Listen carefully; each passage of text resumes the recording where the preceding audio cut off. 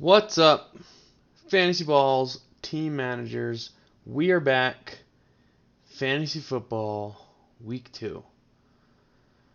Everything I planned on saying just went out of my head.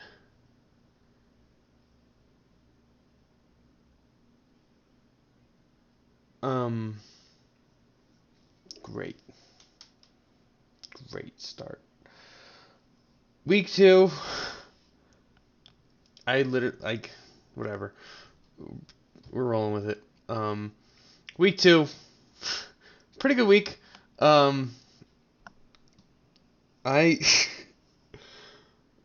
think I just broke down.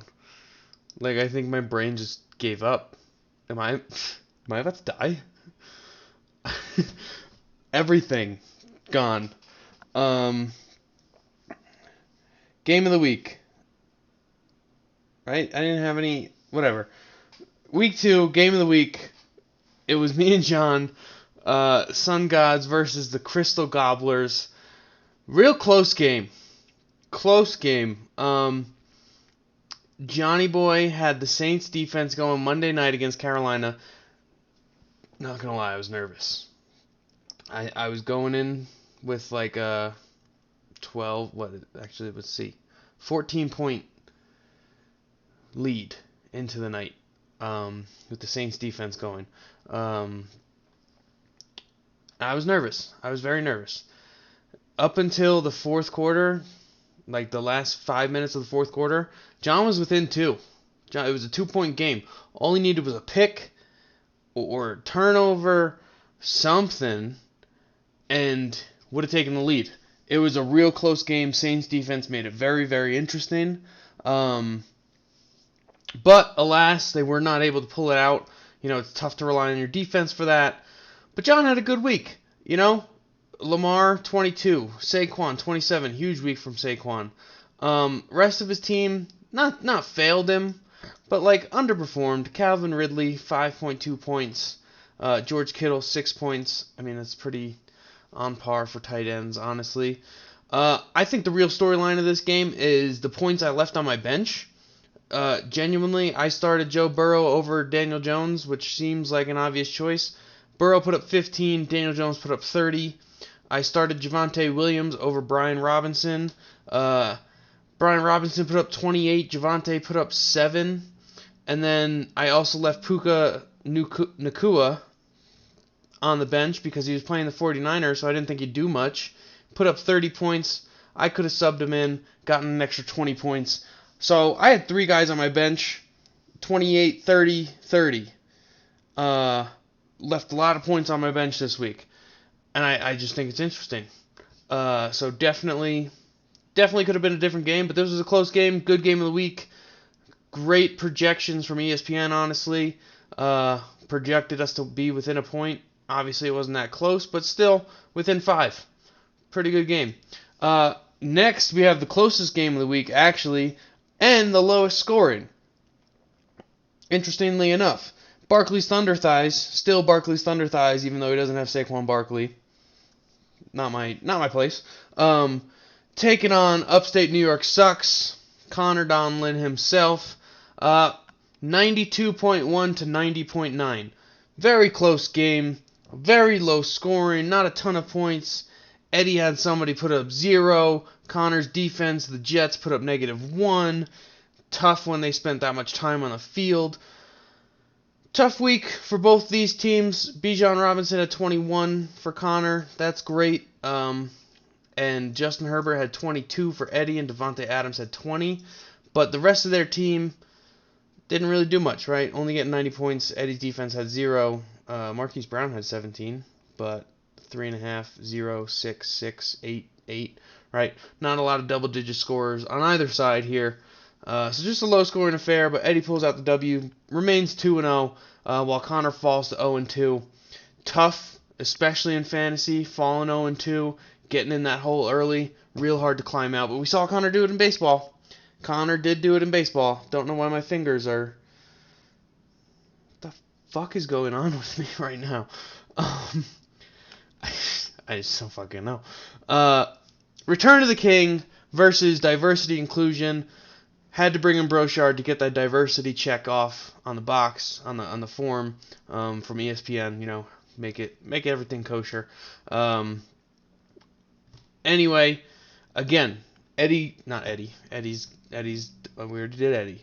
Justin improves to 2-0, winning over Justin. 152.1 for Runge, 131.56 for Brochard. Good, solid scoring on both sides, right? 130 is a good week. Can't shame Brochard, right? Had some pretty consistent scoring. One running back kind of let him down, Joshua Kelly. Austin Eckler was out, obviously, so had to fill in there. Just didn't get the same production. But still, you can't be upset at 131 points. Runge just had a huge week. 152, and he wasn't even the top scorer. Which reminds me, Connor's the lowest scorer. Connor has to do his chug. Still hasn't done it. Anyway, Sky Moore got 16 points. Don't expect that out of Sky Moore. Mike Evans had 30. Pollard had 20. Henry had 20. Patrick Mahomes, 20. Right? Everybody here, double digits, except for Jahan Dotson, defense, and kicker, which you'll take. Okay? So big week for Runge. Really just put it all out there. Scored a ton of points. Improves to 2-0. Brochard falls to 0-2. Again, tough climb out of that hole. We've seen it before. Let's see if we see it again. Seattle Sucker Punchers fall into the win or lose we booze. Chumba himself, top scorer this week, 157 points. The crazy part about this is that Dalvin Cook only put up 0.2 points. A.J. Brown put up 6.9. And then defense and kicker put up a total of 10. Like, Chumba just got real. I don't expect this every week. DeAndre Swift, pretty sure he definitely had 2 touchdowns. T.J. Hawkinson had 2 touchdowns. Tyler Lockett, 2 touchdowns. Gabe Davis didn't have 2 touchdowns, but still put up 21 points, right? So, like, not something that's sustainable. I mean, you hope it's sustainable. Those teams hope it's sustainable, but you're not expecting having three guys putting up 2 touchdowns every week. It's not a sustainable practice. It's great. Chumba put up a ton of points. Tyreek Hill only had 15, right? That's like, I'm pretty sure that's Chumba's first round pick. Or maybe it was his keeper. No, I don't know. Whatever. Either way, Chumba got a ton of points, ton of touchdowns. Hard to beat that. He improves to 1-1 as the Sucker Punchers fall to 1-1. 134. Again, it's a respectable number. Alec put up points. Didn't get a lot from Trevor Lawrence. Didn't get a lot from tight end Dallas Goedert. Eagles defense and Harrison Butker put up 11 combined. But elsewhere, Jahmyr Gibbs, James Cook, Pittman, Olave, Rachaad White, McCaffrey. Big games from all those boys. Alec even left some points on his bench. 18 from Drake London, right? So Alec had a great week. Hard to beat 3 guys having 2 touchdowns. 157.12 for Chumba. Big week. And then we go to our final game of the week. The Honey Badgers improve to 1-0 over Team Wallach, who falls to 0-2. We have 130.44 to 101.14. I don't know why I do the decimals. They don't really matter that much. But, again, big week from Keenan Allen.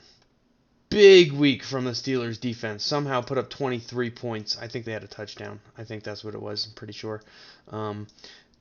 Justin Tucker put up 10 points. Kelsey only had 12, but Deebo Samuel had 22. Right? So a lot of people getting points this week from spots you don't necessarily expect it. Griff left T. Higgins on the bench, who put up 28, and Raheem Mostert on the bench, who put up 25. So this could have been a different game. Jake lost 15 points. Jake had 15 points to Duckbid for not doing the chug. That's you next, Connor. So Jake put up 145. Griff put up 101? Maybe he couldn't have made a comeback, but that 15-point deduction, boys, if that's you, it can make a difference. It can be a difference maker. So keep an eye out. Get your chugs in if you're the guy. Not really going to do a standings update. It's pointless at this point, but I'm pretty sure Chumba's the highest scorer in the league. Chumba is the highest scorer by 8 points. So, congrats to Chumba. Who's the most against? Chumba has also had the most points scored against him, however, and Jake at 1-1 has had the fewest points scored against him. Very interesting. Again, early season, who gives a fuck? This week's Game of the Week, speaking of Chumba and Jake, we're sending it over to Troy, New York. I don't remember their address. I don't remember your address. I just know how to get there. Somewhere in Troy, Chumba and Jake going head to head, both tied in the records standings at 1-1. Projected 140 points for Jake, 132 for Chumba. Again, coming off a big week. So, that's our Game of the Week for Week 3. Honey Badgers versus win or lose Weeboos. Connor, get your chug in. Gents, best of luck to everybody. Giants are going to lose tonight. 12 sacks for the fucking 49ers defense. I have their defense, and I'm starting Daniel Jones because I don't know if fucking Joe Burrow's going to play. Fuck. Best of luck. We'll catch you next week. Peace.